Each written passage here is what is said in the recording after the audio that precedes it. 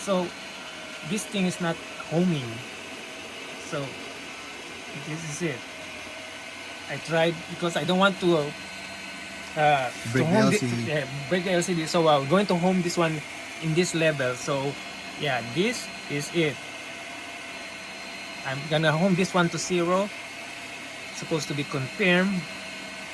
Okay, so I'll go back to manual and then for up 10 millimeters up.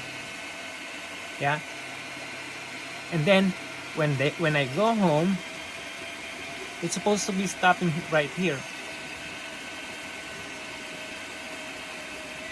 but it's not stopping.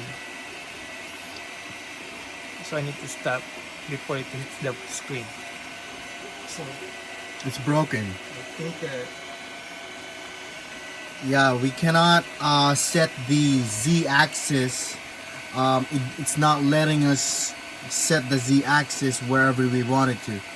So it always goes down, all the way down. and you can hear the motors like are roaring. Yeah, the motor is keep on failing. running. Yeah. Yeah, it just keeps on running. It's not printing anything.